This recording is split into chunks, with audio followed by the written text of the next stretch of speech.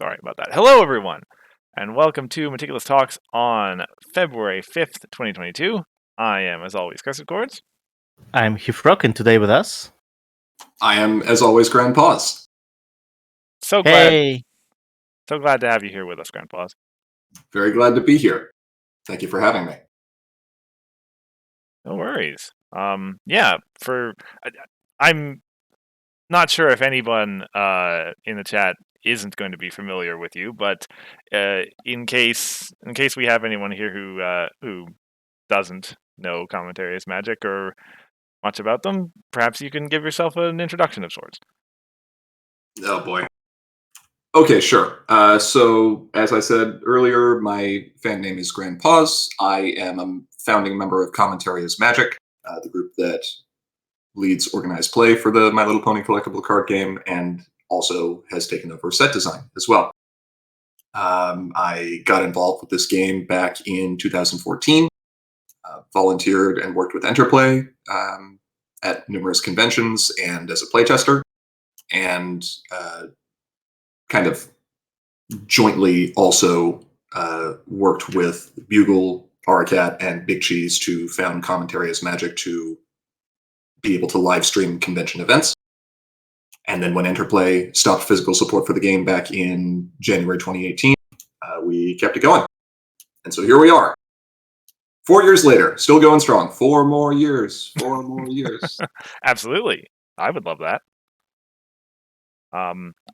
So yeah, we had, as I kind of said in the announcement on Discord, I think of the stream to some extent as a sequel or a companion to the stream where we had Arcat on, was that last year or whatever, talking about flavoring. As far as set design goes, you take a more mechanical role in things, right, Grandpaws? Correct. Compared to just about every other member of Sim that is active right now, my coding / computer science skills are dramatically lacking.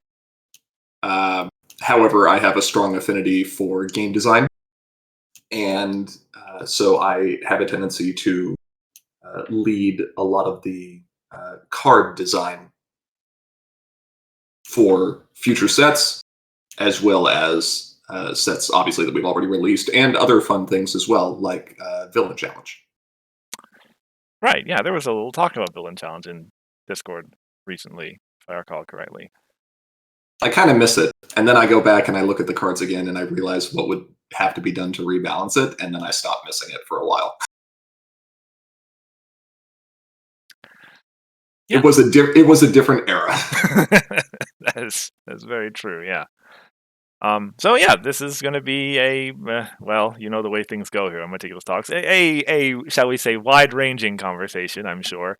But set design and card design will hopefully be the themes that kind of draw us back onto track every so often. Well, I'm happy to be here wherever this conversation has a tendency to meander to. Right. Now, yeah, I have a sort of list of questions here. Hifrock, you are, of course, free to jump in with anything that you want. Mm-hmm. Trixie? Naturally. And you know my response to that. Can we get a counter up on stream set at -1?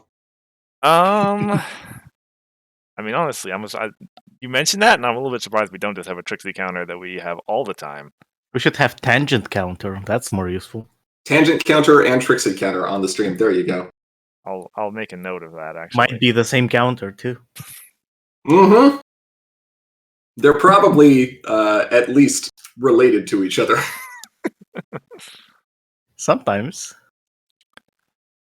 Prism Light says -1 power counters for TTS. Correct. Oh, we should add that. We could add that. Yeah, we can't sit here all the time and subtract Trixies from future sets, so we just have to make them weaker.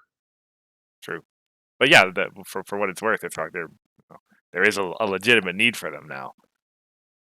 Yeah. That's what I meant. Yeah. We should add them. So anyway, I guess I will start right here at the top of the list, which essentially goes back to 4 years ago when Enterplay ended their official sort of support for actually making the game. And you made the decision after having run organized play for, what was it, like a year or 2 years before then, or? Sim had been involved in one way, shape, or form for numerous years. As far as actually leading organized play, we definitely took a strong approach to that. The amount of time that we spent leading organized play when we knew that the game was not going to be physically supported was greater than what the public may have seen. So there was stuff going on behind the scenes for probably a good 6 months or so, if not longer.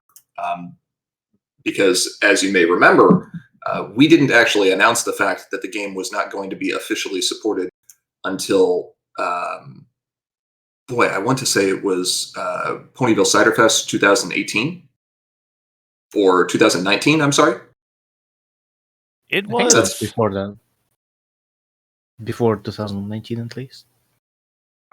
I think Ciderfest is the right con, because I remember it was in the late of the year.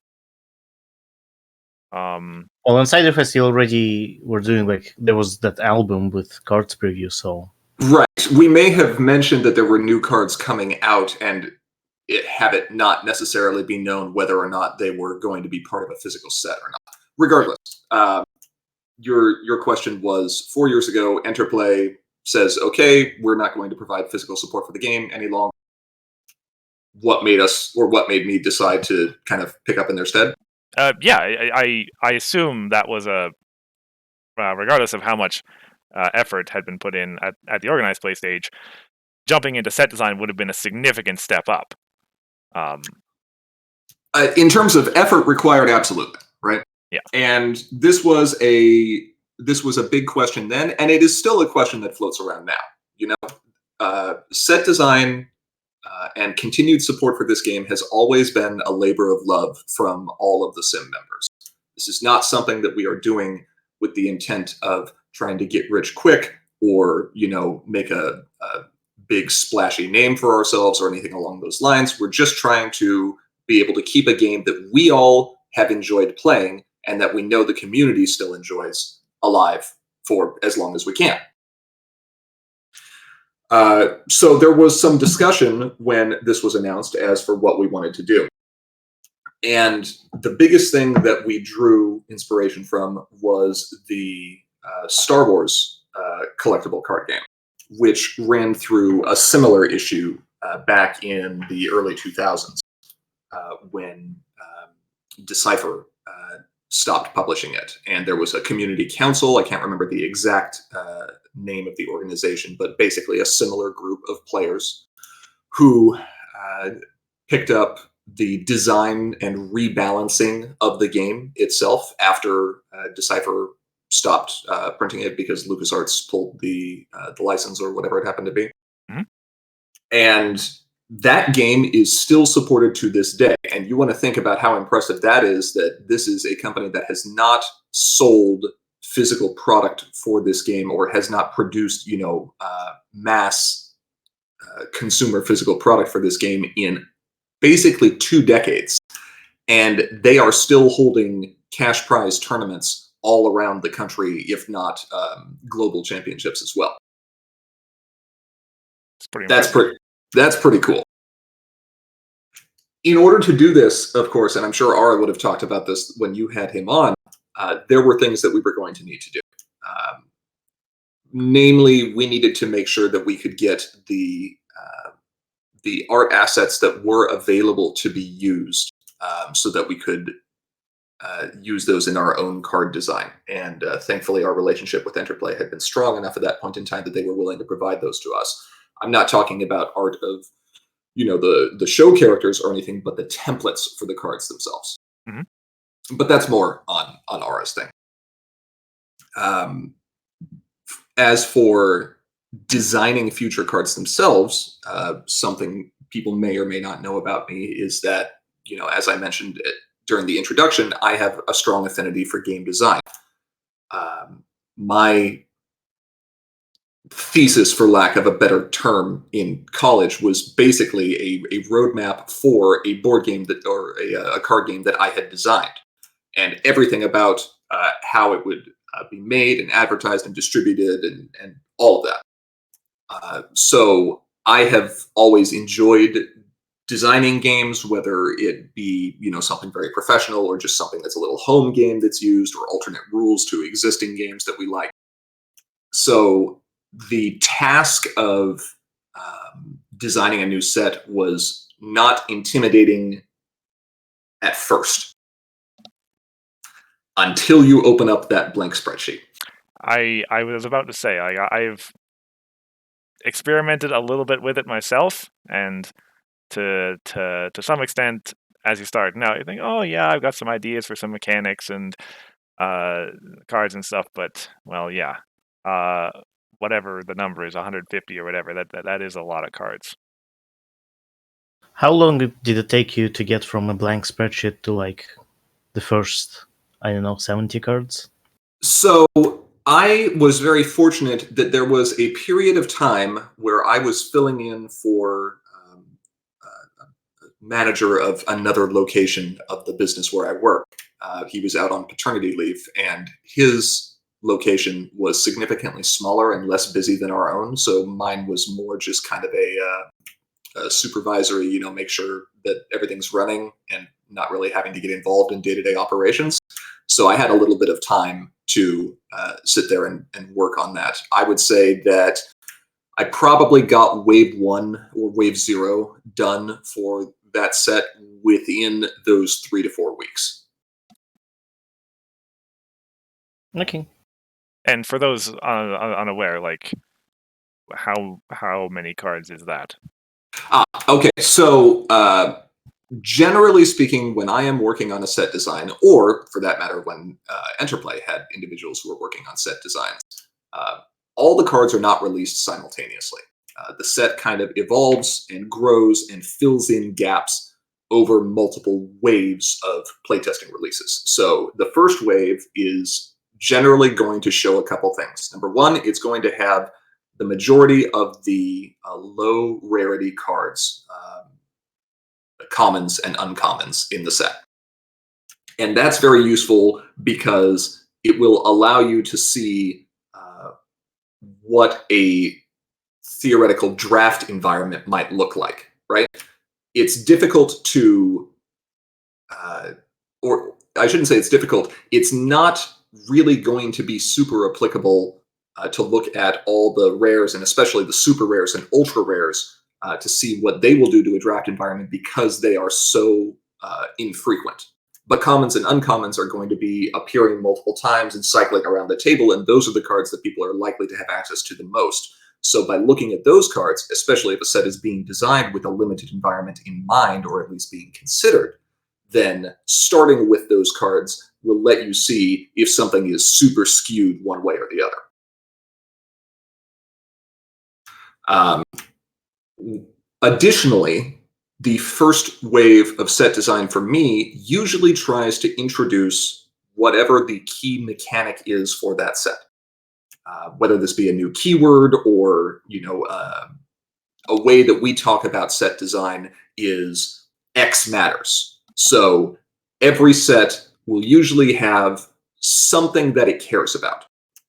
So for Leaders and Legends, for example, we had the talented cycle, right? And so that was both kind of an events matter, but a color matters as well. And then Leaders and Legends also introduced the cards that have additional effects if a player has 8 or more points. And so it was also a points matter set as well. Yep. When we got to New Dawn, then obviously Unity was introduced. And so that was very much a, total power matters. And you could see things like with if we go back to an Enterplay set, right? Sequestria and Beyond. Here's an example that either chat can respond to or you two can respond to. What would you assume Sequestria and Beyond had as far as an X Matters set? That was the Movement Matters set, I think, right? Yeah, movement was a big one because you had Traveler, right? But there were a few other broader aspects as well, or concepts. Beyond. Um, Yeah, Prism Light got it. Name matters because you transform. had Yeah. you had the transform cycle. Yeah, so that's why. And to a lesser extent, obviously, you had the X Pony cycle as well, which was kind of a color matters, but that was really just the entry. So name matters and movement matters were big for that particular set. So every set has something. And so when I am working on wave zero of a set, I am usually trying to at least get a rough idea of the most common cards or the most basic cards that are going to introduce whatever the X matters mechanic for that set is, and any kind of keywords that would be applicable there. Makes sense. Fanman asks in chat, did the farming option grow then? Farm is one of those interesting decks that has just always been around from the very beginning of the game. So it's not really it's not really an archetype that had a clear cut, like, this is the set that supports farming. Every set that includes an epic supports farming in one way, shape, or form. And I would actually argue that for Sequestria and beyond, yes, it was a pretty impactful set as far as farming is concerned, but that was less due to any of the supporting events or things like that, and more due to the fact that you had Storm King, who was great protection against forced movement, which was one of Farm's biggest banes, and then of course Staff. Of course. And you've got Pirate Ship as well. So I would not say that Enterplay went into Sequestria and beyond with the intention of designing a farm-oriented set, but it certainly turned out to be a useful one. Spooky Ruins as well was in there, so that was a good one. It's true. Yes.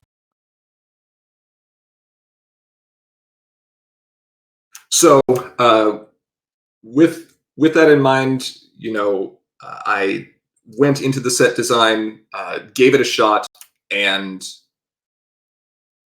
we had internal testing for Leaders and Legends, expanded the playtesting group slightly over the course of that, obviously went into open beta at the end of New Dawn, and then an even more expanded open beta for Fond Memories as well, which we still believe is definitely the right way to do set design now, given the size of the community, but the involvement and the ingenuity of the players in this community.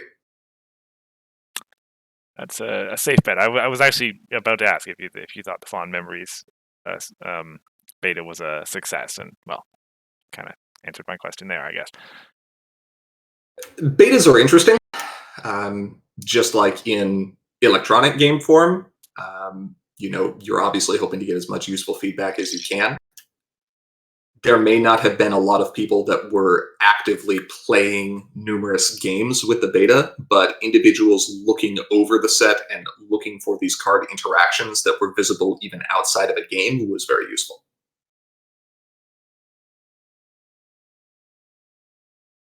Alrighty. So moving on, I suppose. Next one on my list is kind of a fairly obvious one, I guess. After 3 sets designed and published, what is the biggest thing that you wish you had done when you started out, I guess? With Leaders and Legends design? Yes, let's say that.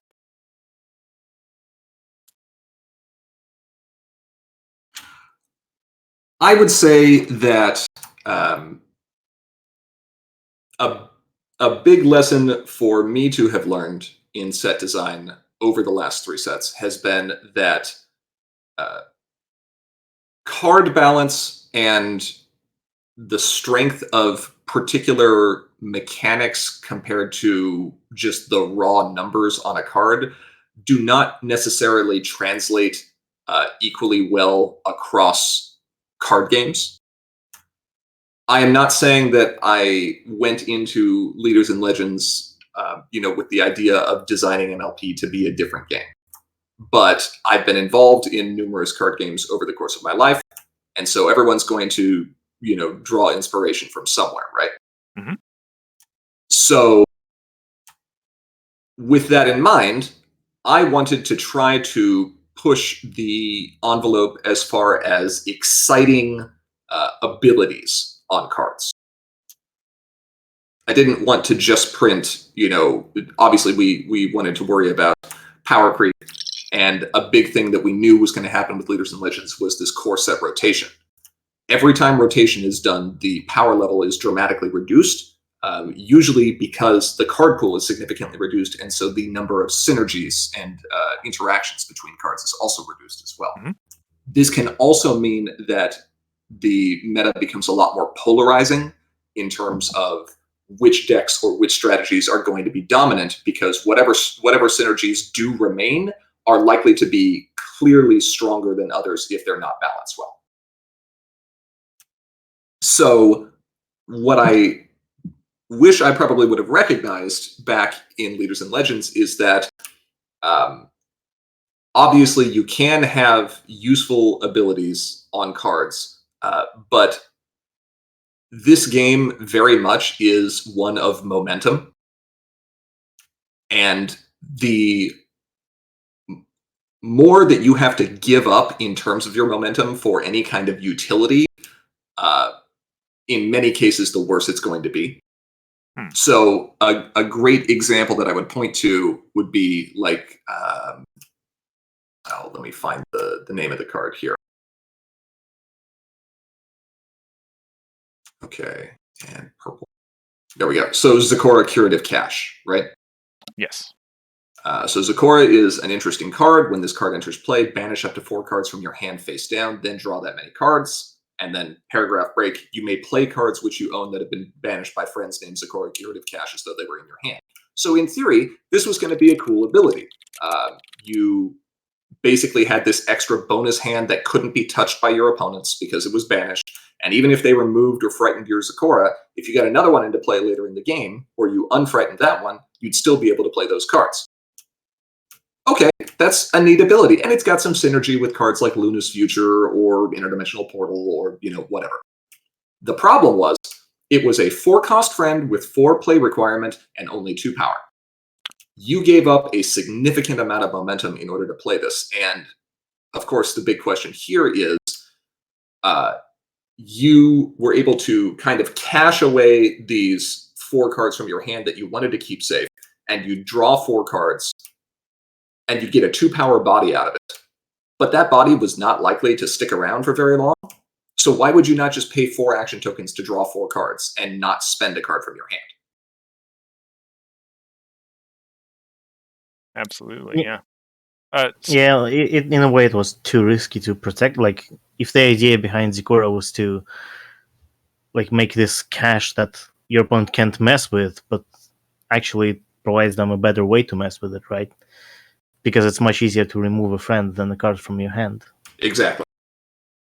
So even though that ability seemed really interesting, the stat line of the card made it pretty prohibitive. I would say that if Zecora had been power efficient and possibly lower cost, or even just power efficient with a lower requirement, that may have been a little more desirable. If Zecora was a 4-cost, 3-rec, 4-power card, okay, now you've got a big body out of it at least, so you're gaining some momentum on the board towards confronting a problem or challenging a troublemaker or whatever it happens to be. And you're not forced to go super hard into purple in order to play this card, where purple has a number of expensive, desirable friend options already. So hindsight's 20/20, right? Yeah. A little bit late, but I was making a scene that had that card image on it. But anyway, well, if we talk about another card, maybe we'll be able to see it on the stream. Sure. So I would say that was probably a good lesson to learn, was that abilities can definitely be powerful in this game, but momentum is a driving factor. And many of the cards that would break that momentum do not currently see play.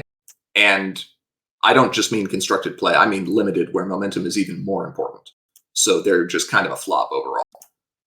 On the other hand, I would say that a lesson that I have learned over numerous sets of playtesting, and especially the set design as well, is if you have that little voice inside your head that is saying, are you really sure you want to print this effect on the card? Are we sure this isn't going to be problematic? Are we sure this isn't going to be toxic? Are we sure this isn't going to be broken?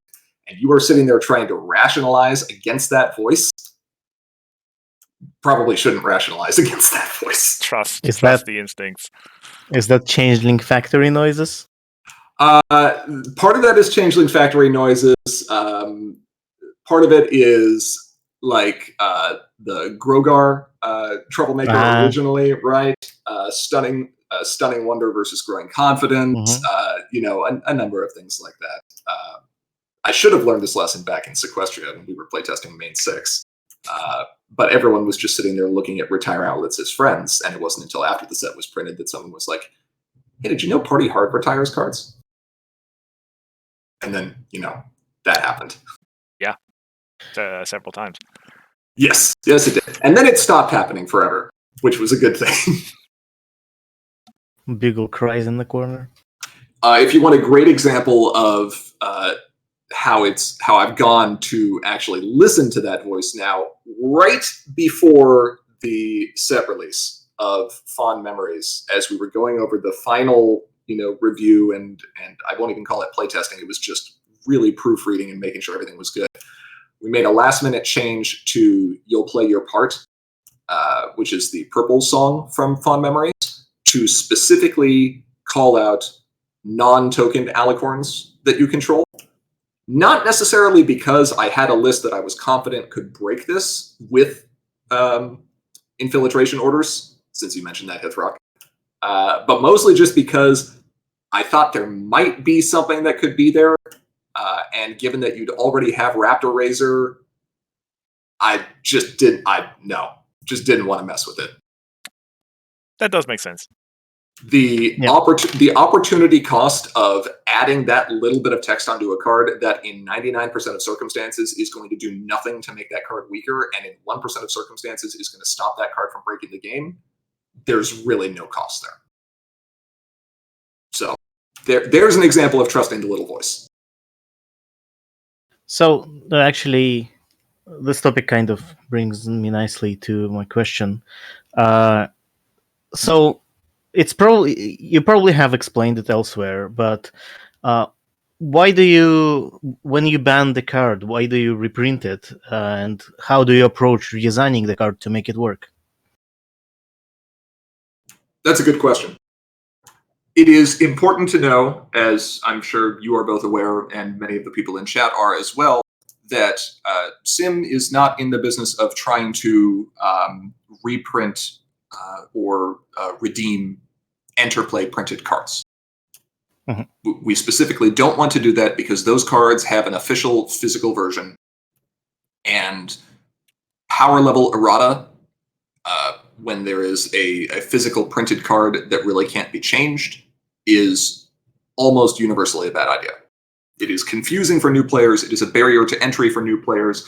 It causes some chaos in constructed tournaments as well, judge headaches, all of that. So we don't mess with that. That being said, given that the cards from print and play sets can be reprinted or included in future print and play sets or supplements, the cost of adjusting a card there is relatively minimal. We still want to try to avoid that at all possible, when at all possible, which kind of hurts me inside a bit, as again, as I said, hindsight is 20/20. So as we're sitting here playing with cards and the meta continues to develop and people come up with interesting strategies, not only can we see cards that may be overtuned that we may have to ban, adjust, and then re-release in a later set or supplement, but we might also see cards that just flopped, right? I would love to be able to sit there and redeem Zakora Curative Cache or the blue-yellow Parasprite from that set, or, any number of these cards. But it does still cause confusion, and especially as people are still getting these sets professionally printed as well, there are limits to how many cards can be reasonably included in a single print run if they are going through professional printers, which restricts the number of cards that we can include in that package from previous sets that have been banned and then fixed. That being said, we do still want to try to make the sets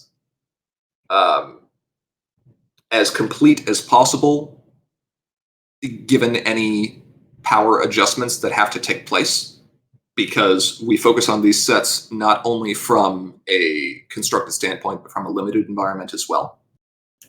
So we want to make sure that card options are still present in a limited environment. And in many cases, the sets are designed to be balanced as equally as possible in terms of distribution of card types and colors across the set. So banning 2 cards from one set might leave, 1 or 2 colors at a disadvantage or a weaker presence in the set compared to others, which can skew a lot of things. Mm-hmm. Basically, the reason that we are willing to do the power level redeeming of the banning and reprinting of cards is because it costs most players very little to get those updated versions of the cards, and it allows us to still maintain set equality as best as possible. Though it does drain ours art reserves. Yeah, that makes sense. And how do you approach actually redeeming the card? How do you try to fix the things that were broken before, and also make the card still be playable or desirable? All of that's really going to depend on the individual card, right? Because some cards are banned and then reprinted because they enabled some kind of ridiculous combo, like Legacy Leech, for example. Other cards are banned and reprinted because they pushed one archetype, too far, like Growing Confidence, or Still Partying, right? Living to Laugh.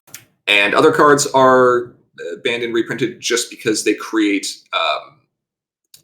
negative play experiences more often than not for players, and that would be things like the original Grogar. So every card rebalancing is going to be a little bit different. I will say that there is usually a significant amount of testing that takes place to determine which redeemed version of a card is the most successful at doing whatever it is that we want to do. So when Growing Confidence and Grogar were banned from Bleeders and Legends, we had ideas for what we would do. Grogar, we were pretty confident was going to be an easy solution of just change the ability to be main phase timing. And it turned out that, yes, that was absolutely correct. Growing Confidence, we struggled with quite a bit more, looking at things like, okay, should it only affect dilemmas? Or, should it still trigger once per turn? Should it only trigger on its controller's turn? What if it only gives you a choice of either an AT or a card? We went back and forth on all these different things. And throughout that playtesting, we would take decks that were using those cards, in our opinion, to the best of their ability. And of course, this expanded to include players in the open beta in the community as well, as later sets released, to get their feedback. And we would play numerous games, maybe not full complete games all the time, but usually we would, and see how different proposed versions of the card worked.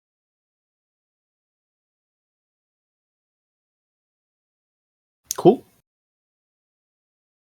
So it's kind of a case-by-case thing. Yeah. Yeah, which makes sense. I actually want to circle back to something you had said earlier, which struck me as interesting.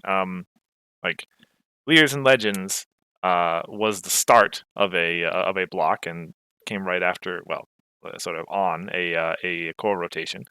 And Fond Memories now, I don't know if it's been said officially, but I assume is the end of a block. Fond Memories would be the last full set released within the Leaders and Legends block. Yes. So Leaders and Legends is being was released into a smaller card pool for core, whereas Fond Memories was released into a full card pool, right? Right. So which was harder to design for? Oh, I think Leaders was absolutely harder. Of course, I'm going to be kind of skewed that way because it was the first set that I had designed. But it is definitely harder in my mind to design a full set for a format where you know there's going to be a rotation, because the cards that you are designing or printing are going to occupy a larger percentage of the overall card pool for that format at the beginning. And that means that those cards either are going to be impactful, and you run the risk of them dominating all the other cards that are staying in through rotation, or you take too cautious an approach and they just kind of flop. Right. Yeah, you're setting a tone to some extent of the new block, and it has to stand out on its own enough, and yet still also provide enough space for the sets that come after it to stand on their own face too. And yeah. So if the next set rotates core again, do you anticipate it to be harder again? I will still anticipate it to be challenging. If we were to print a full set that would cause a core rotation, then that's still something that we have to look at, right? Because now I can't even rely on strategies that or archetypes or themes of decks that had been supported by interplay cards. Now it's just on print and play. And while I definitely feel like design improved over the course of those 3 sets,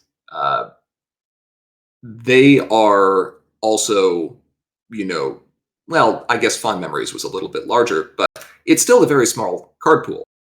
And there's an intimidation factor of saying, okay, if we were going to print a full set and cause a core rotation, we would be talking about a format that is entirely designed of sim-designed print and play cards. Anything that happens in this format is 100% our fault. And we can't point the finger and be like, we didn't print Changeling Mimics, we didn't print Belly Flop, we didn't print Staff, any of these cards, and use the scapegoat there. It's on us. And a lot of times on me for coming up with those, card designs at the beginning. That being said, learned a lot of lessons over the last 3 sets. I don't think it would be as intimidating, but it's always going to be challenging. Yeah. Yeah, makes sense. So, yeah, I guess next on, according, I suppose, to the criteria that I guess you set before yourself as you were starting out, do you consider Leaders and Legends and New Dawn to have been successful set designs? I guess I'd want some clarification as for, how do you want me to define success? Well, I suppose, I mean, that's the kind of thing that, like, when you sat down to design the set, I assume like you had a particular vision in mind of what kind of meta perhaps was going to come out of them, and how much effect, I suppose, the cards in there were going to have. So I guess success would be that, sort of broadly speaking, the cards that you thought were good ended up to be good, and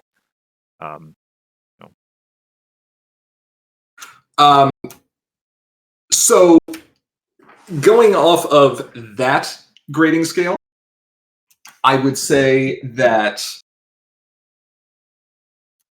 Leaders and Legends was moderately successful, and New Dawn was more successful than Leaders and Legends was. I say Leaders and Legends was less successful, not just because there were some cards that I was thinking were going to be, more present in the meta, but also because there were strategies that I was anticipating were going to be popular in the meta, and they absolutely took over, where the envelope was pushed too far. If the Stewart brothers were here in chat, I'm sure they would agree with me that the meta that was present with Leaders and Legends, with Growing Confidence, where it was yellow-blue all the way down, and control didn't even exist, was not the most exciting diverse meta. Sad times. It should be the other way around. It probably shouldn't be that either. However, I'm going to use a different metric for grading success. Absolutely. And that is the fact that the community was open and willing to accept these cards, for the most part, as a continuation of the game. And many of the players who were playing, not all of them, but many, continue to play to this day. And the core group of the most active players who also have a tendency to have the most physical appearances at in-person events continue to be playing and innovating with the game. And we still see new players being added to Discord all the time, coming in, asking questions. What's more exciting to me now is seeing all the players that are coming out of the woodwork in the last few months saying, hey, I saw this game years ago, or I bought a starter deck years ago, and I didn't even know this community was here. It's so cool to see that the game is still supported. That's why we do this, because we knew there were people out there, not just as part of the core community, but other players as well, who would still appreciate the game. And so it warms my heart to see people still excited about new cards that are being released and new format balancing and new deck archetypes and all that other stuff.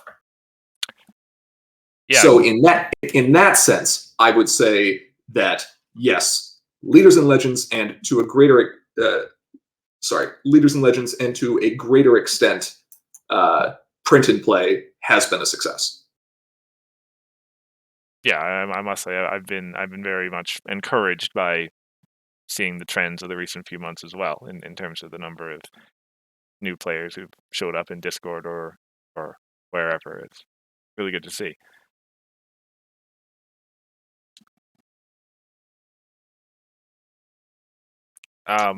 So I suppose to drill down a little bit further, we've talked a bit about, to some extent, sort of all the cards that needed to be reformed or retweaked could be considered suboptimal, shall we say, as they came off the cutting room floor. What were your favorite cards that you designed that were just A+, perfect? Your Trixie. I'm actually going to turn that question back around on you, both of you, and anyone in chat, and ask, what do you think my favorite cards were, given where we are right now with the meta, given how things develop? What would you say were cards that I designed or had an idea for a design of that came to fruition and worked as well as I could have hoped? Something reanimator? That's the thing. Just because they end up in a deck that Grandpa's plays to death doesn't necessarily mean that they're his favorite design. Yeah. Prism Light says Student 6. Yeah, I would agree. I think Student 6 was probably one of the best mains that I designed over the sets, in that it has great flexibility. We've seen players, especially recently, using it for more than just the Reanimator strategy, and yet Student 6 has never felt like it has been so far above or below the power curve that it is, just completely busted. At least that's my impression of it. It is a flexible, powerful main that enables different deck strategies, and is certainly a lot better than the first version of it that we tested. I will tell you that much. Oh yeah, I remember that. I still have that screenshot somewhere. I was wondering if you did. Like, I need to dig it, but I do have it. Yeah, and there's Roman in chat saying that she really enjoys Student 6. Mm-hmm. Let me see. I'm looking through. Interestingly, I would say that there is actually another main from Leaders and Legends as well, which is a card that worked out about as well or even better than I expected. Twilight? Yeah, Twilight, exactly. Yeah, that's a good point.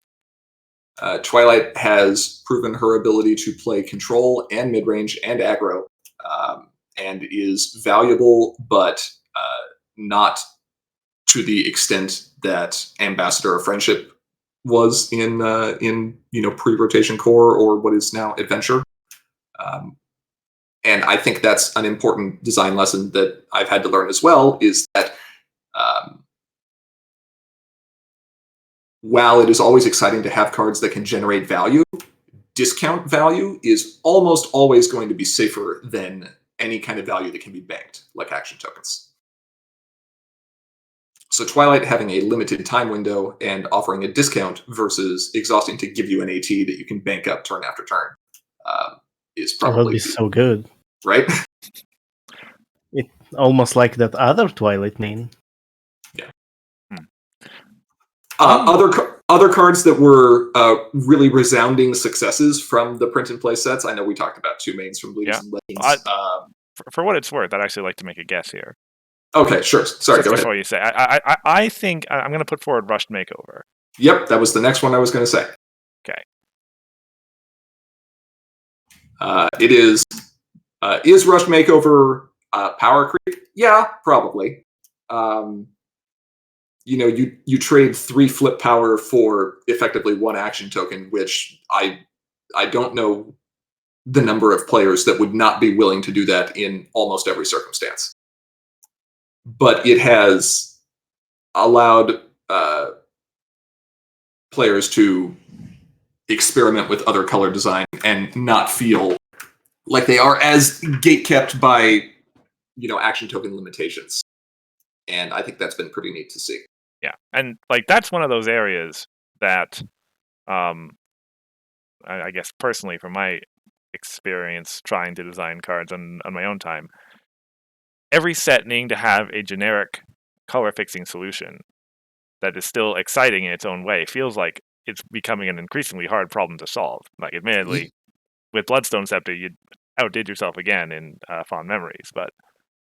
Well, Bloodstone Scepter is interesting, but that's the other thing as well, is you can't just keep pushing the envelope for power, right? Yes, I will fully acknowledge that color entry, designing novel color entry every set, becomes harder and harder the longer the game goes on. To the point where I have actually been working on, new card design, and had recently come up with an idea for a piece of color entry, just generic color entry. And I had to ask Aura to mock up the text in a card frame to see if it would fit. I see. And the answer was, we can reduce the font size slightly. It's not going to be quite as bad as Applejack Big Breakfast, but it's going to be real close.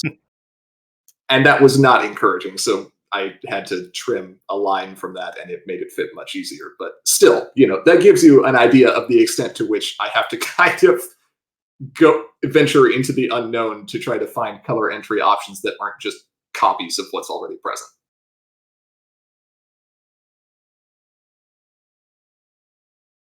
So just quickly catching up on chat here. Prism Light brings up Love Vampire, which is one of those cards that, we can't. It's tough to comment on Fond Memories cards, given that we've seen so little of the format up to this point. And I suppose, Hifrock and I both predicted that it would not see play because it would have such an impact on the meta. I mean, Love Vampire is one of those cards that is going to be reactionary. It is not a card that you can play without any kind of consequence, right? You have to construct your own deck to take in mind that Love Vampire is going to do things, and Love Vampire is going to be most useful when it is played early in the game. So playing Love Vampire on turn 5 or 6 is giving you a 4 power body for 4 action tokens, and that's full steam levels. Mm-hmm. And we're not in a full steam meta right now. It's true. So I feel like, especially in Adventure, where Trading Traditions is still, a viable card, Love Vampire will see more play as less fair decks continue to rise, or decks that try to be, maybe not less fair, I should say, as greedier decks try to rise. We talk about decks that are running, 3 copies of Singing Barrel and a few copies of Rush Makeover and or Speech and a Trading Traditions. You are talking to the greed person here. That's fair enough. Not me. It is hard to sit there and look at those decks and say, I don't want to run this entry, because you know that entry is going to be the safest, cheapest, most effective option of getting you into whatever colors you want.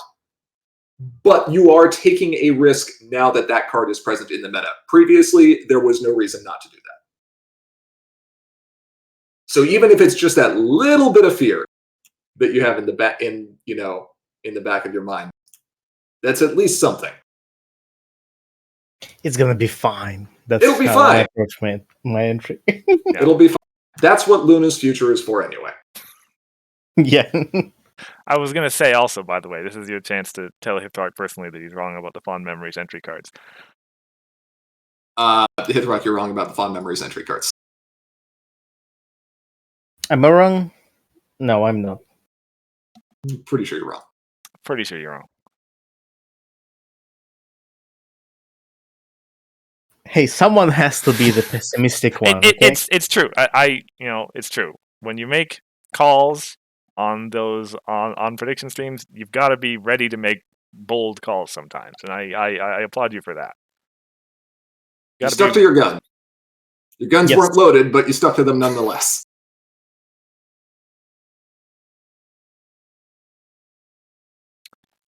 Okay. Sorry.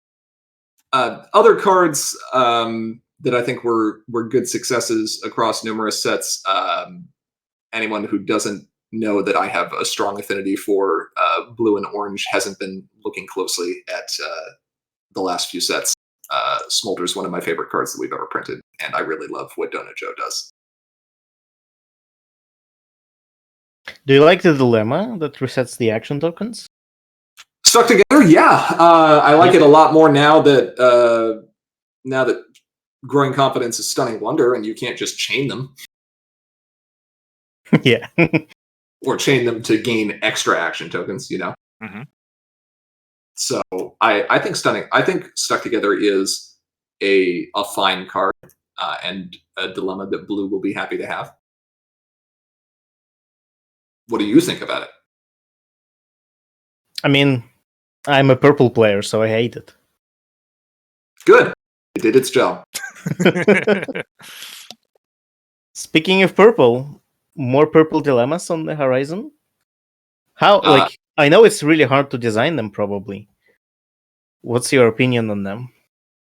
My opinion is not shared by a number of the control players, cough, cough, big cheese, cough, who believes that the word purple and the word dilemma should not be in a sentence together. I think there is a way, I'm a control player myself, but I think there is a way to make it work. Historically, Cheese has been right. I would say that Overdue Library Book was probably the best designed purple dilemma that we could come up with. And yet it still does not see noticeable play. Mm-hmm. I think that if purple goes in a direction other than control, which obviously, spell for that can enable, then there is something to be said for printing additional purple dilemmas. But I feel like purple dilemmas have kind of fallen into the same trap that a lot of white dilemmas have fallen into, which is they haven't been strictly aggro based and they haven't been strictly control based, or if they have been control based, why are you printing a dilemma? Mhm. Well, I mean, there are ways to make a control dilemma work. It just has to help you control things, like, I don't know, stop people from confronting other problems or something like that. Like, I think there is room there, at least. Oh, I'm sure there is. It's just a matter of whether or not the hoops that you have to jump through when designing a card where that card type is generally useful in one situation, and yet you want the card to do something entirely different, is worth printing that card and making it, a valuable enough inclusion. That's something that we have to keep in mind. Is again not just for sets being printed and the number of cards that can be present in it, but the balance and distribution of card types and colors across a set, and the dilution of a theme or the X matters elements of sets do restrict the total number of cards that can be printed in a set. I don't want to sit there and keep throwing cards at sets because, oh, this is a cool idea, this is a cool idea, this is a cool idea. There's lots of cool ideas, but they can't all make it in. Prison Light asks for a one-cost orange dilemma, please. I agree. I think that's probably a good idea at some point. Although we have definitely pushed orange in a different direction, which I think is interesting, which is pushing the single confront element, where instead of saying, aha, orange with your expensive big single characters, you need to have multiple expensive big single characters. And now just saying you have synergy with having a big single character, and instead of being able to necessarily get around troublemakers or force these DFOs, you can kind of cheat them with stunt dive. Yeah, I hadn't quite thought about it that way before, but that makes a lot of sense. Stunt dive is Orange's dilemma for fond memories, is a way to think about it. I hope let me remember something here. Yeah, okay, so, yeah. Roman says, can't wait for blue to be tier 0 in fonder memories. I mean, blue would be losing Seleno, and Wonderbolt, and Gallus. So you'd have Flight Instructor, who does fine for aggro, I guess, and Tirek, who does fine for control, I guess. It's going to be a challenge.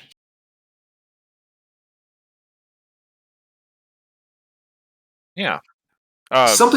Something you had discussed with me earlier that we haven't really had a chance to address is the different approaches that can be taken to set design. Yep. Right. Whether that approach be proactive. Well, I'll let you kind of pose the question. Yeah. So the question that, as I'd written it down, was yes, proactive would mean that you're kind of just thinking to yourself like, oh, this sounds like a cool idea for our card, or this sounds like a cool idea for an archetype that doesn't exist in the game yet. So I'll just design some cards that kind of try to support that. Versus reactive being the idea of sort of looking at the past and saying, oh, blue is really strong and white's kind of struggling, so I'll print some cards that maybe give white a helping hand and maybe complicate blues. Well, not necessarily blue as a color, but the archetype of blue aggro or whatever, complicate its game plan and go that way. And as with everything in full set design, there's going to be a balance. There's going to be some of both. But I was interested which direction you found yourself going more often in designing new cards. So that is a question that doesn't have a consistent answer, because I truly do believe that philosophy changes. And specifically, I think it coincides with how far in a particular format pre-rotation we get. Leaders and Legends was far more proactive design. There was basically a reset button that was being hit, and we knew that there were going to be numerous archetypes that were going to be, if not wiped out, dramatically weakened. So it was a chance to kind of start fresh with a much smaller existing card pool and try to lead meta design for the next couple of years. The more sets that are present within a format, the more interactions, synergies, combos, things like that you have to look out for. And I think the more kind of fine-tuning and balancing you do while introducing new card elements or new card strategies. So I would say earlier in a block, my set design philosophy is far more proactive. The later we get within a block, the more reactive it becomes. Yep, that makes sense. That is not to say that there should not be innovation or new design elements that are, tried, experimented with, printed in later sets within a block. Obviously, you still want fun things to happen, right? We had a whole new archetype with Living to Laugh printed in New Dawn, and even though that card was obviously, overtuned and had too many synergies with a few other cards, the adjustments that have been made seem to show right now that the revised version of Still Partying is an interesting, viable archetype that is not 100% dominant in core currently, but is still, an active part of the meta, which is kind of where we wanted that to be. I think so. Yeah, Living to Laugh, not necessarily the card itself, but the style of the deck really captured a kind of zeitgeist, I guess. That Right. is, yeah, the people who play that aren't going to be giving it up anytime soon. Right. Sorry, go on. I was just going to finish by saying that I don't think that is an answer that has, or I don't think that's a question that has a correct answer. I think that you are always going to have elements of both design. If you are only throwing new ideas at a meta and not looking at where it's at, then things are going to get very cluttered. And if you are only playing reactively, then things are going to get stale. Things are going to get stale, and biases are going to become very apparent. That makes sense too, yeah. I am not a professional game designer. While that may have been my career path at one point in time, it's certainly not where I am now. I do this as a hobby. There are people for other card games that would probably look at me and call me an idiot. And that is completely fine, and I will accept their criticism. But I do feel like you do have to play the meta a bit, which we've talked about on sim streams before when you are designing cards. You have to make some predictions, and you have to try to nudge certain decks, archetypes, strategies, mains, whatever it happens to be.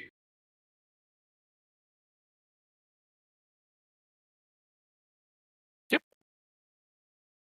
I had an interesting sort of follow-up. Or it's not really a follow-up. It is a trademark Meticulous Talks tangent. Here we go. I'm interested to know, like, when you, and I assume you probably have at some point in the past, hit a kind of writer's block with trying to come up with new cards for a set. Where do you turn to get inspiration?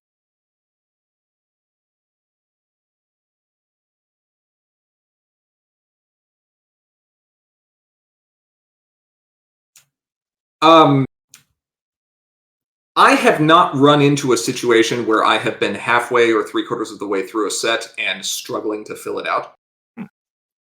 I have had more very specific, very targeted writer's block, where I know that there are certain colors that are missing cards within a set. I need to print, a great example of this was in Fond Memories. We've got handy as a keyword. So I wanted to make sure that there was a resource, at least one resource in each color that cared about being exhausted or being ready, one of the two, if not both.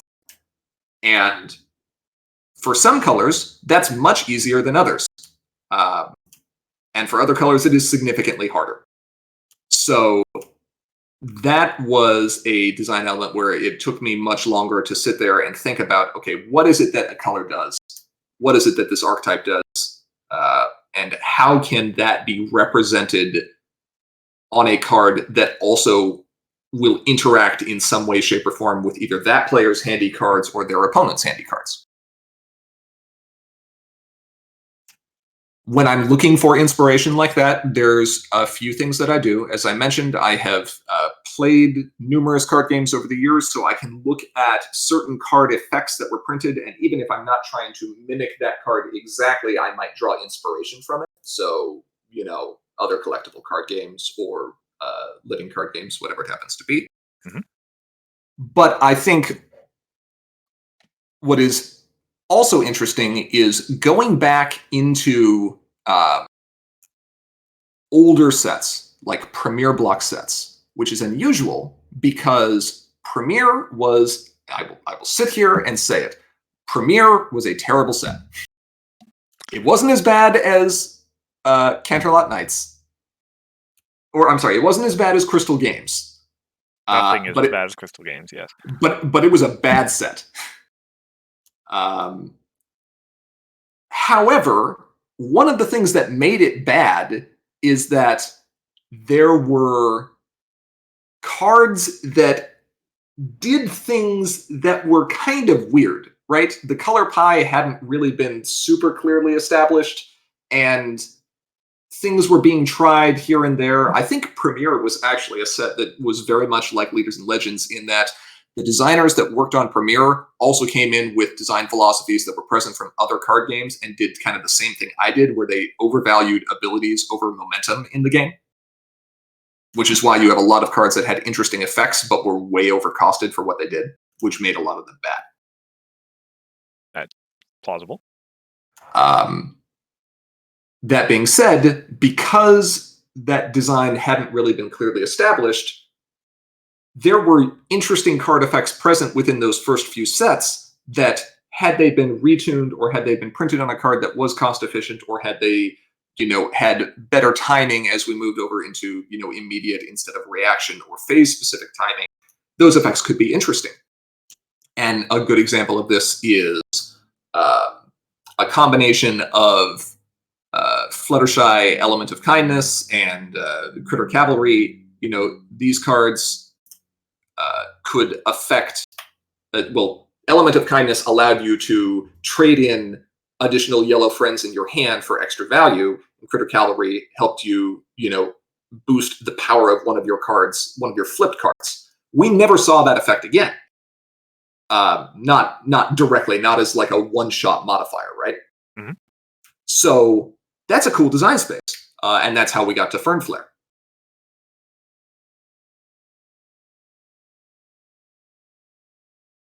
Sorry, give me a sec. I have to remind myself what Fern Flare does. 3/3/3, immediate during a face-off, discard a yellow friend to give one of your flip cards +3 power until the end of the face-off. Okay, right. I hope I quoted that correctly. Did I? During face-off, pay 1 and discard a yellow friend to give one of your flip cards. Yeah.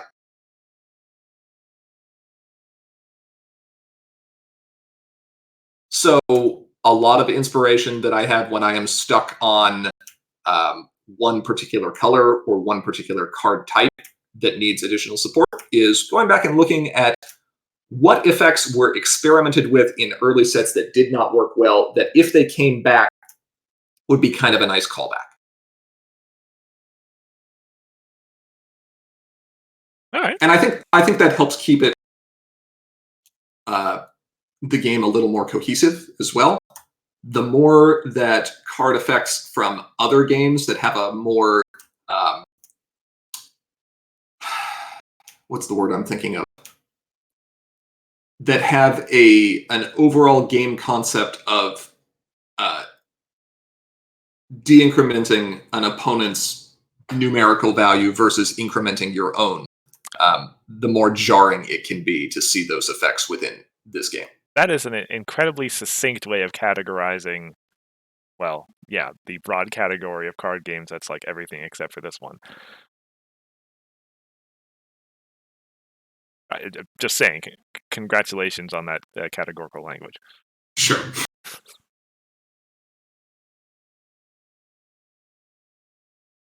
Yeah, but that does make a lot of sense. Good to know. I guess next up for me, you guys published Fond Memories. I guess what it was 2 or 3 months ago now. Yeah, that's about right. End of 2021.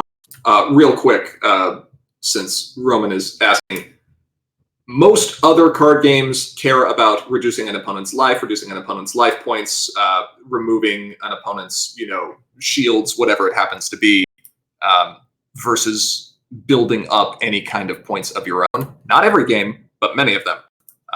Netrunner kind of being an exception, as the runner where you're trying to, complete agendas. And so most other games have this interaction of whatever your opponent's numerical value is, that you can alter or adjust.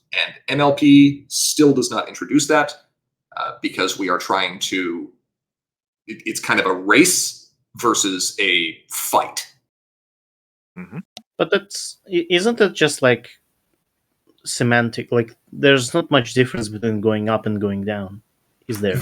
There is, because when players are starting from 0 and building up to a defined finish point, it is significantly worse, in my opinion, to be able to remove an opponent's momentum versus when players are starting from a value and that value has to decrease. You can move that value easily in both directions. Yeah, but like the difference here is not the direction the value is moving. The difference here is that we don't have any cards that reduce points. Right, but that's what I'm saying, is when the game concept is on reducing a value, then you are, just because of how that game has a tendency to interact, when you can attack that opponent's numerical value, it is important to print effects that can also restore that value. Yeah. When both players are starting from nothing and trying to reach a finish point, obviously you want cards that will build your own value, but cards that reduce your opponent's value are going to be, in my opinion, significantly more powerful with this, with the action token mechanic of this set as well. Because players are capped effectively on resources that can be gained based on the highest score of either player. If you had cards that could reduce your opponent's point value, you could wait until your opponent had a point advantage, gain the advantage of having more action tokens, then reduce your opponent's action token value or your opponent's point value, and your opponent gains fewer resources on their next turn, and you gain the benefit of their action first. And that's not a good momentum design, I don't feel. I feel it's just it also, kind of breaks the flavor of this set. Sorry. Yeah. That was a long tangent. There's a tangent counter. There we go. Yeah, there you go. You're It only took us an hour. fitting in perfectly on the stream, Grandpa. Yeah. So I'm sorry. Your question once again, Cursed, was Right. Well, yes. So, yeah. I guess I'm just interested to know if this is a year-long sort of every month thing that basically as soon as Fond Memories was out, it's like, okay, time to start filling in the next spreadsheet, or is there any off season where you just play and don't design? I mean, there are always ideas, like I said, that have to get cut from sets that then get added to, a document to review later or expand upon later. So we had cards that weren't printed in Fond Memories that had been designed probably as far back as New Dawn. And I also think that because we are further in the meta, it is also easy to sit there and say, I see what is happening to this meta right now with these decks being especially dominant and this archetype not being supported. How would we fix that? So I don't. Set design is something that I kind of fit in throughout the day as I mull over it and consider cards and read Discord chat and look at tournament results and have conversations with competitive constructed players as well, to determine what sort of things would be nice to do or what sort of tools would be nice to have within a meta. It's not something where I necessarily sit down and block out 2 to 3 hours of time and say I'm only going to work on set design here. It just kind of flows a little more naturally for me when it's something that I can have rolling around in my brain. Makes sense. So if you're asking, is there kind of an off time period for set design? No, not really. Maybe there is a period where I am not sitting there and actively working on a set spreadsheet where I'm tracking the number of cards in the number of colors and the number of card types at the number of rarities across a set and trying to balance, okay, we need entry and we need, events and we need all this as well. No, that is not always present. But new ideas being discussed, oh, absolutely. Always. Live and breathe pony cards, I see. Yeah, kind of. But I mean, you signed up for it, and it's been enjoyable so far, right? Yes, and still is. I would not be here if I did not enjoy it.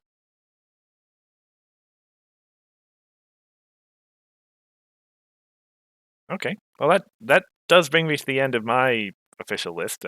Hithrock? Trixie? -2. Also, that's cheating. We just worked on a Trixie card. Yeah, but Trixie? What do you want? It was like one of the first things that we designed. More? We'll see. So, sorry, actually, we'll see. There was one other thing. That I kind of went back and forth on whether I wanted to ask you this, but I'll just throw it out there. So, fun memories. There was the Diamond Tiara Ultra Rare card. Yeah. The pink orange one. Yeah. I found it interesting that Hithrock and I both missed that card's value off the start, along with several others. Mm-hmm. Do you consider that to be a good thing or a bad thing for a card's design? When its value is... Sorry, go ahead. Diamond Tiara was a card that was designed intentionally worded that way, with the expectation that there would be players in the community that would not catch its value immediately or would not recognize its value immediately, and was a card that we planned to not only discuss on a spoiler stream, but also discuss on the Slogfest in detail to make sure that effect was known to numerous players. When there are cards that are designed in that way, I feel it is important to draw attention to them. But I also think it is kind of fun to have cards where those interactions can prompt discussion or questions from the community of, wait a minute, how does this work? That is still exciting for some players out there to say, I found this neat synergy, I found this neat interaction. And even if it was designed with that way in mind, not having it be like advertised in glowing, flashing neon lights on a card can still be kind of fun. Roman says this seems kind of artificial, like we made the confusion, then solved it. I mean, that's one way you can interpret it. The other way that you can interpret it is there really a better way to word that particular effect? It's a fair thought. This game is complicated in that we are working from a rules document that was atrocious at the beginning that we are trying to make better, and we have to work within the confines of what that does.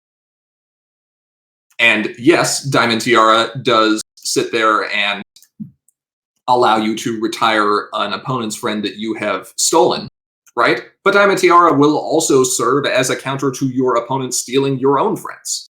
So if we wanted the card to, in fact, have both of those effects, wording it in this way is the simplest, cleanest way to have that effect on a card with as little text as possible. Yeah, I think one of the things about it is it's a little bit of context. Like, whenever we've seen that sort of text before, it's always applied to the explicit case of your opponent stealing one of your things.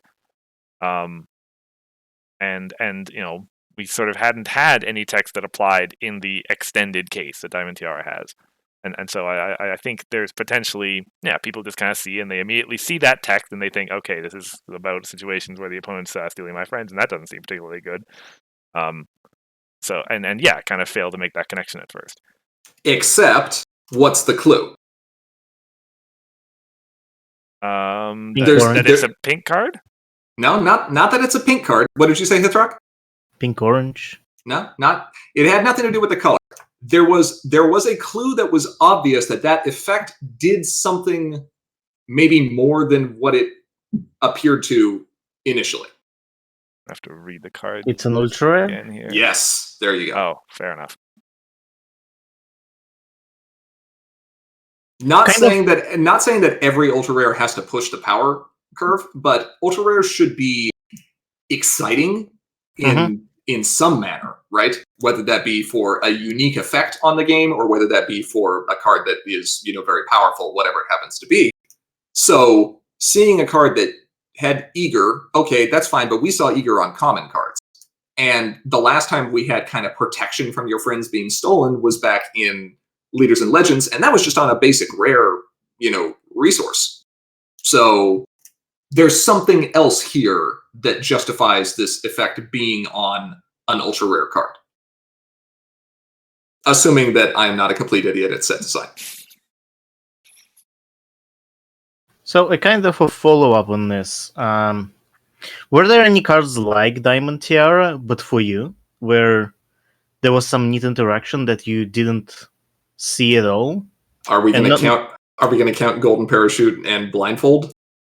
Well, something that wasn't broken. I think for what it's worth, you're talking not just necessarily about cards that Grandpa's designed, but other things. No, I think I'm talking about the cards that Grandpa's designed. Okay, fair enough. Neat interactions between cards. Like maybe cards that you like people used some cards that you designed, but it wasn't like the expected way to use the card or something like that, Well, there's an obvious answer in Legacy Leech, I guess. I mean, yeah, no, not broken. Come on. Okay, fair enough. I am going back and kind of looking. I think that for cards that we designed, let me just take a look through the sets here real quickly. I am sure that there are some things that players came up with that I thought, wow, that's really neat. That's really nifty. I had not considered that or hadn't seriously thought about it. Yeah. Okay, so you want an example of a card. This only uses one print and play card, but it's still one of my favorite synergies that someone else found that we never really considered in testing, and that is Princess Luna, Lunar Warden, and the Stormguard's Troublemaker. I love that.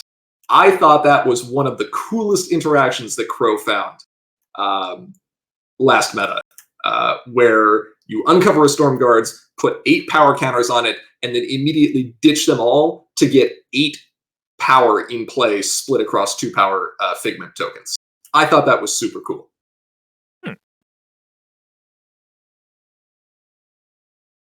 Yeah. Okay. Makes sense. Yeah.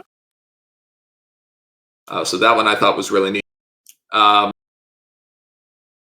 Let's see, what else was very creative that maybe wasn't initially intended.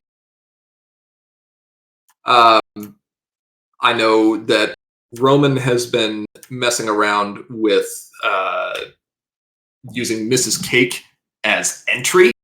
And while that is pushing a level of greed that I don't even think Hithrock has come close to matching yet, I think that's pretty creative. Rather than just using it as a value engine, you're actually using it as not only a value engine, but an entry tool for cards that should or should not exist in the game. Cough, cough, bodyguards.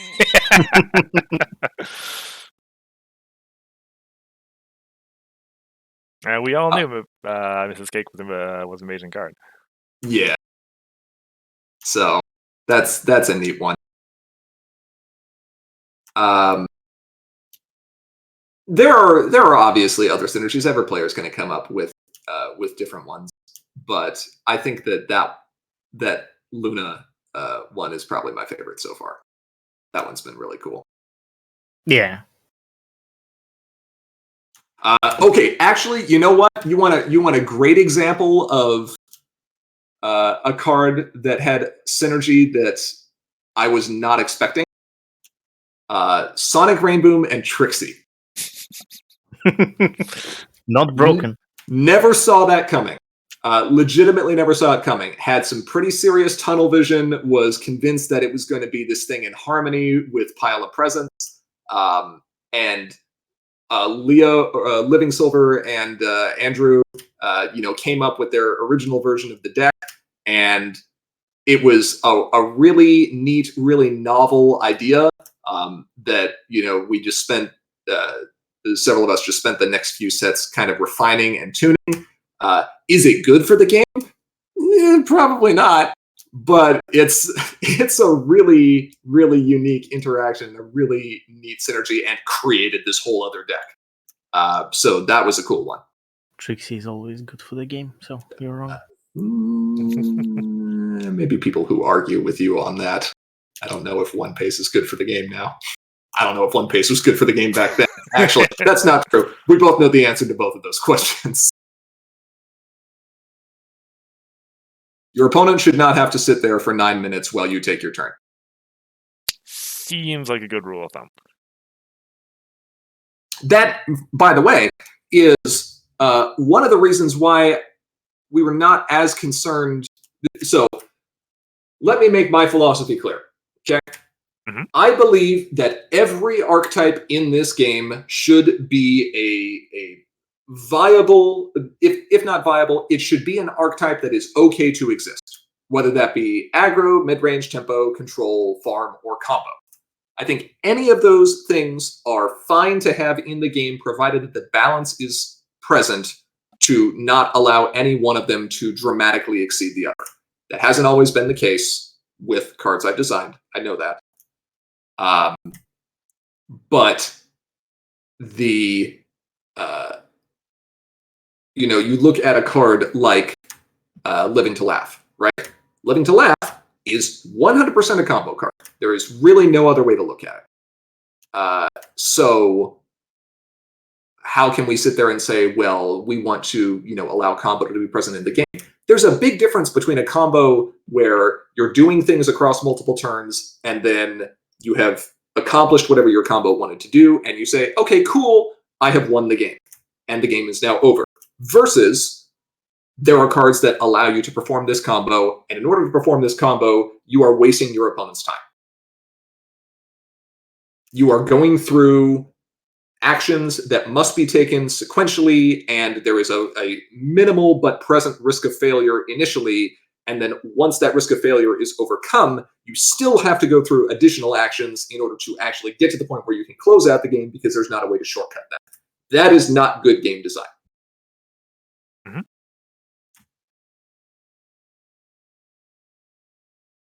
Not for this game, anyway. Not for this community.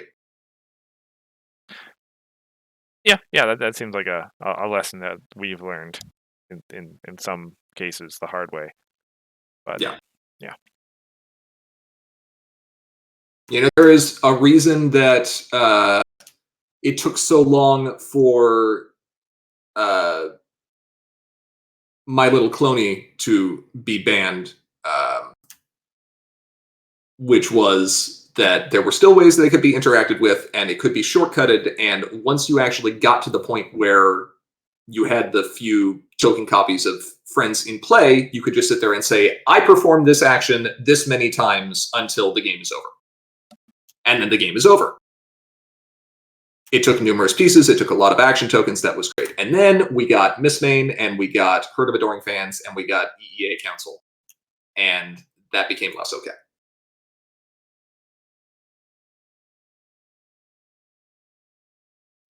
But that's just kind of an example of combo is not a dirty word.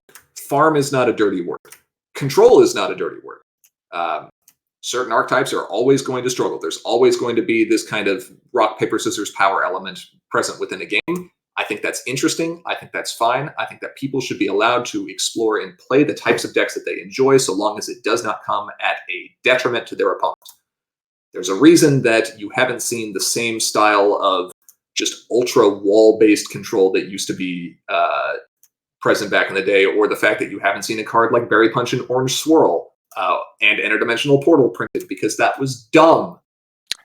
It's true. As much fun as it was to play decks like that back in the day, yeah, it's probably good that they're not, well, at very least, not as good as they were.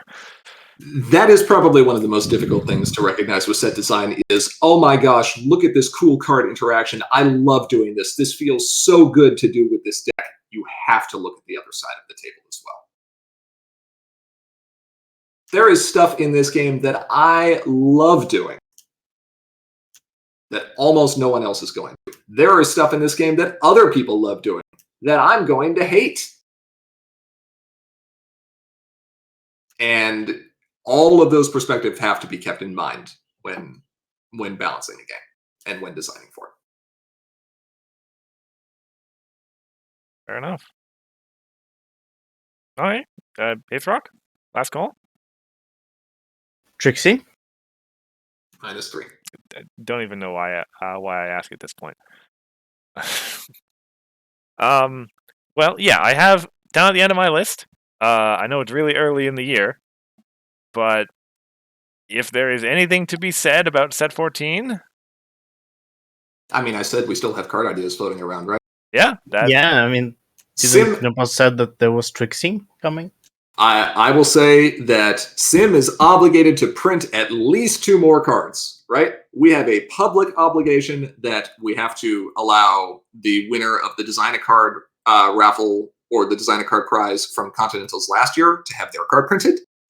And we have to have the card from our panel at Ponyville Cider Fest, where it was a community designed card to be printed. that is true. So there's at least 2 more cards coming. Roman asks, Sims does things related to the ban list, yeah? Can you clarify that? I mean, to the basics of the question, yes, you guys do manage the ban list. We manage the ban list and we manage card design, so yes. Yeah, you managed the ban list before you even managed card design. You were on the rules committee, yeah. Yeah, you were leading the organized play. Right. So even before we were designing full sets,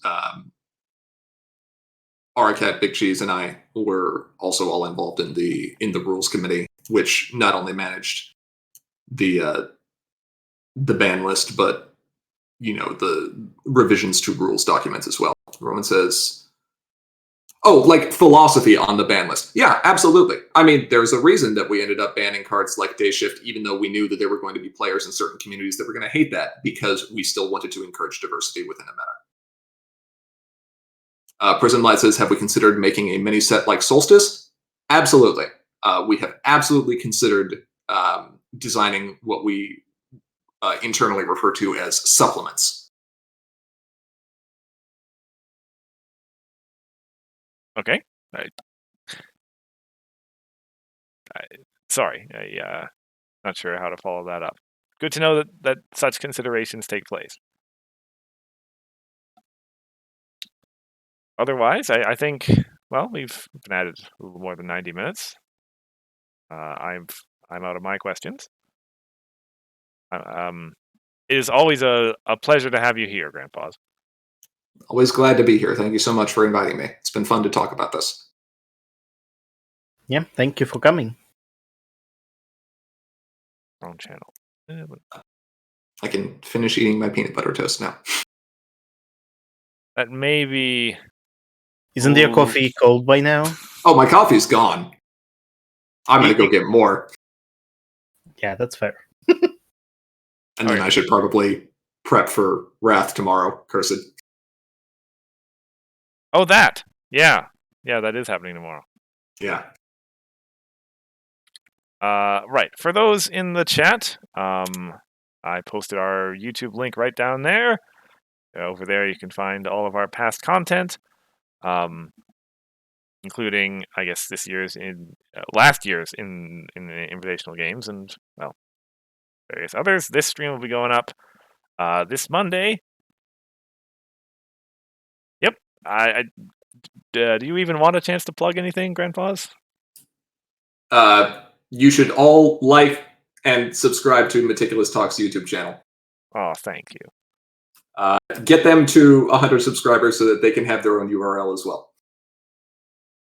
Look at that garbled mess of characters. Fix that. You have the power. It's true. Anyway, come to BabsCon. That's true. When is that? It's always Easter weekend. Always Easter weekend, so that's like April, right? Yes. Roman says no. I say yes. We'll see. It'll be, I think, well, I'm not going to make any plans yet. But I guess that's not a definite no. You should start making plans now. I probably should. Anyway, once again, yeah, thanks everybody for coming out. Actually, yeah, for the future, there's an interesting programming note to point out. February is, as folks who've been around here for a while know, February is a special month here on Meticulous Talks because it was when we started. So this year is our 5th anniversary, and either next stream or 2 streams down the line, haven't quite worked out which yet. We're going to be having our special anniversary stream. We have a few ideas this time. Hithark and I worked out last time we talked, so there'll be more information on that coming up soon. Will you be holding these special events via Tabletop Simulator versus webcam? I think probably. That seems Tabletop reasonable. Simulator makes a lot of sense. And, well... No, we're gonna meet up IRL and record the game. Done! Do it! I wish, yeah. Some of the ideas that we have going around have a little bit more of an audience participation going on as well, for what it's worth. I'll just throw out there this year. Ooh, content teasers. Yeah. So, yeah, expect some more information on that soon. Otherwise, that'll be it for us today. I have been Cursor Chords. I've been Hifrock, and with us was Grandpa's. And we'll see you all soon. Bye.